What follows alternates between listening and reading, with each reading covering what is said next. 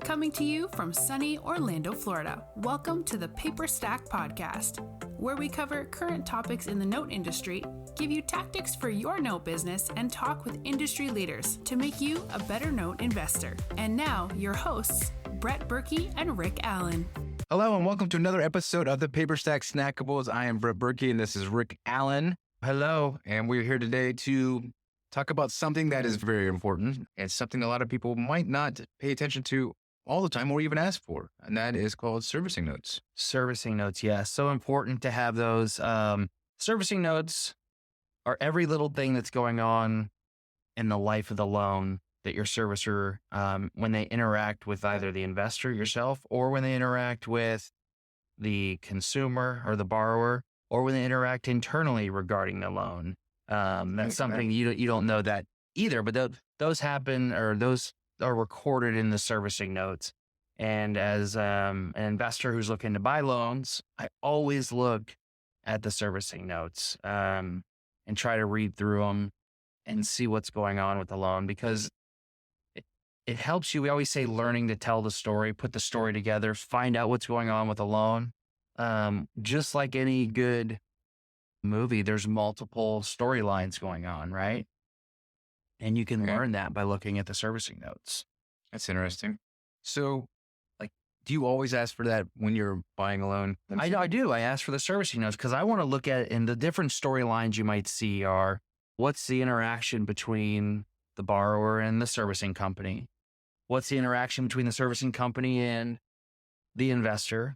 What's the interaction going on internally between the servicing company, right? Okay. If they're asking for something and they have to repeatedly ask for it. And what you're trying to do is, if it's a non-performing loan, and this is where it's really important, it's good to look at it for the performing side, but the non-performing side, you can pinpoint where's the breakdown. And the breakdown might be that, hey, the borrower just can't pay. They're not going to pay. They don't want to pay. So you know that there's the issue. But what you also might see is the borrower tried to make the payments 3 times, or tried to set up a payment plan, or they tried to run loss mitigation, and the servicer lost their loss mitigation packet, or the servicer gave them a clean, straight denial for missing a signature. They do that. Yeah, I've seen it happen before, where a borrower has tried to send in a loss mitigation packet, and the servicers lose it. It gets lost in the mail, or the servicers say you missed a signature, or you didn't fill out this document, and they decline it, or they'll send them. There's procedures they have to follow, and in order to cover their ass, the servicer, they have to issue certain letters at certain times, and it's easier just to straight do a clean denied, instead of go back there and say, here, I need you to properly fill this out, or something like that. At the end of the day, the servicer, each asset manager may have 500 loans that they're working on. Wow. What does that do to the confidence of the borrower in the house when they get something rejected because they missed a signature and they get a certain thing all over again? The frustration that goes in there, and if you talk to some of these borrowers, they're so frustrated. They're like, I am done with this. Like that. And this is less of an issue now than it was 5 or 6 years ago, but it's still something that I still see. And so you need to look at the servicing notes, because you can see, look, where's the issue? Where's the breakdown? Does the borrower want to stay and pay? If the borrower wants to stay and pay, and it's a non-performing loan, and I see it, and it's 4 years delinquent, and I can go look through there and say it was mismanaged by the servicer, or mismanaged by the investor who didn't stay on top of the servicer, or something along those lines. That's what you're trying to do. You're trying to find the competitive edge to say, this is actually one that I can turn and make performing, if that's what you want to do. Or if you want to take the house back, you want to say, why is it taking so long to get through the foreclosure? What's going on? And you can start reading through the servicing notes and finding out the story, putting the storylines together. You say servicing notes, are we talking just like, this is like a page? I'm imagining you sitting down with a pile of paper. It's a digital file. It'll come to you. Each servicer is a little bit different how they send it over to you. Sometimes it's called interactions is the name of it. It'll come maybe on a spreadsheet. Sometimes it's a PDF. You just have to ask for the service. Are you new to the mortgage note industry? Have you been wanting to learn the step-by-step process to purchase your first mortgage note? Well, you're in luck. We've convinced our CEO, Rick Allen, to break down everything he knows about mortgage note investing. Through a series of 50 videos, you'll get everything from start to finish of where to purchase notes, how to purchase notes, and all of Rick's investing techniques he has developed over the many years. From performing note tactics to non-performing notes, Rick gives you everything he knows about investing. Bonuses include our glossary of industry terms, Rick's own proprietary calculators he created to evaluate notes, discounts from our partners, our Rolodex of vendors, a private Facebook group, along with a lot more. We've packed so much content into the Academy to take you from beginner to expert in no time. To learn more about the Academy, go to academy.paperstac.com/welcome. Again, that is academy.paperstac.com/welcome. It all comes over different ways, different documents, but yeah, it's a lot of stuff. It's if you've had the loan for 3 or 4 years, it could be pages of stuff to read through, but you can scan through it and figure out the story pretty quickly.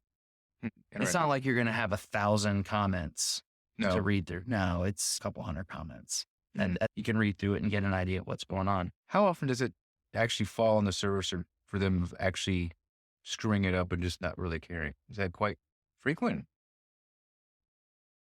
Falling on the service or them screwing up and not caring.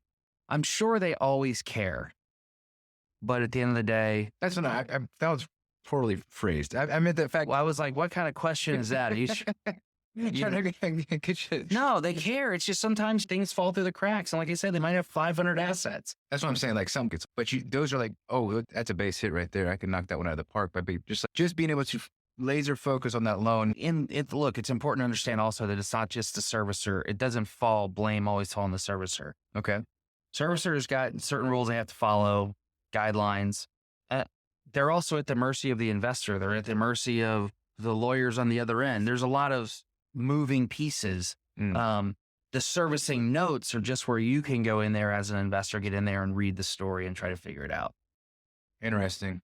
What happens if you get, say, you're doing a seller finance one and you buy a seller finance non-performer and they have no servicing notes? That's tough. It's tough. Sometimes you'll hear people they'll write stuff down on pieces of paper and you'll ask for, do you have these servicing notes? And some people will keep some detailed notes of conversations. That's not the norm. At that point, it's just, you have to figure out and start asking questions and talking to the seller and figuring out, hey, what went wrong with this? So do they ever let you talk to the borrower themselves? Sometimes if you want to do a borrower interview, you say, look, I need to talk to the borrower. Will you give me permission to do something? Like, yeah. So you reach out, talk to the borrower. Figure out with them, hey, what's wrong? Why'd you stop paying? Do you want to pay? Yeah. You get right from the horse's mouth. Hey, do you want to pay? Yeah. All right. If I buy this loan, do you have any money you can put down?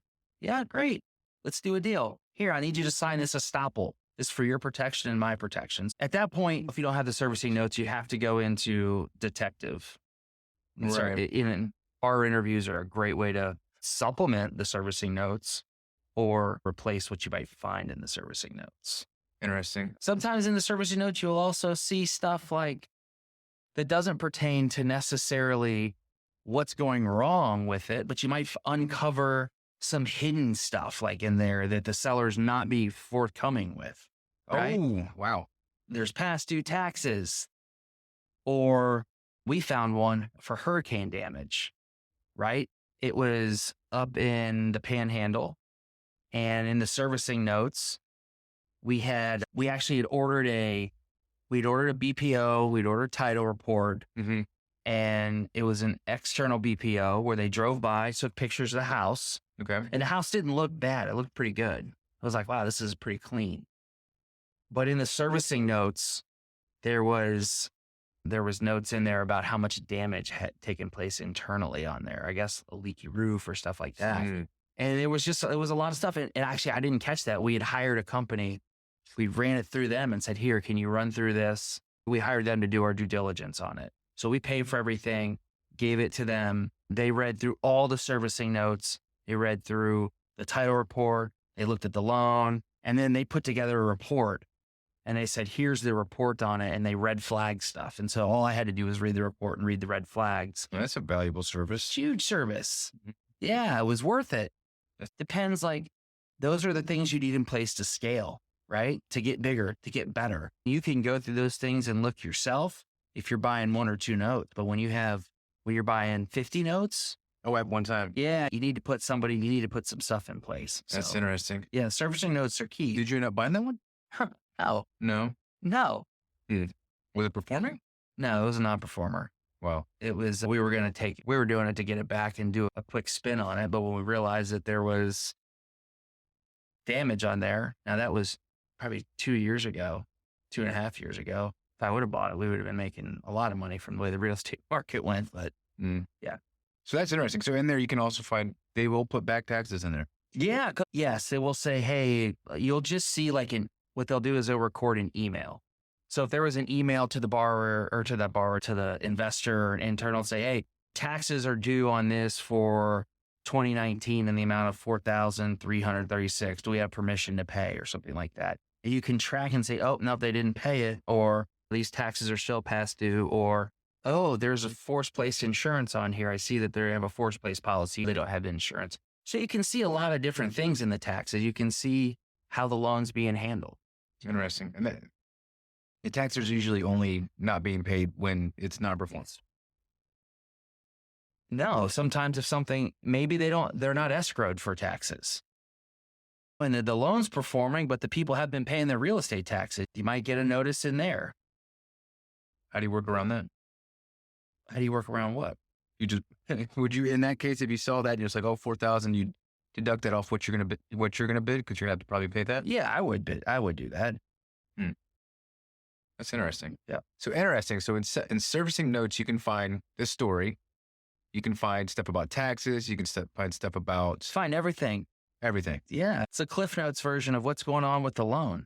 So servicing notes, between servicing notes and pay history, I guess if it's not performing, you're not getting much of a pay history. No, you get a pay history there too. Yeah, but it's Hey, just not look, going to. maybe it'll be sporadic. You never know. That's interesting. So always ask for the servicing notes is the key takeaway. Yes, I do. Interesting. So that's the importance of servicing notes and why you should look into them, find the story, read the book, do what Rick does and break it down. So that's it for this episode. But if you guys got one of your own that you want to hear about, be more than happy to go over it. And by go over it, I mean interview Rick on the information. And then, but then we hope to see you at one of the upcoming events, either DME or Note Expo. Yep. Those are at the end of September and October 1st in St. Pete. And the other one's in Dallas. What's that? Dallas. What's it called? What's that? It's called something It's else. right outside. It's at the DFW Hilton. So it is in Dallas. Yeah. But that's everything for this episode. We hope to see you on the next one. If you haven't liked or subscribed, please, of course, do that. So that's it. Thanks.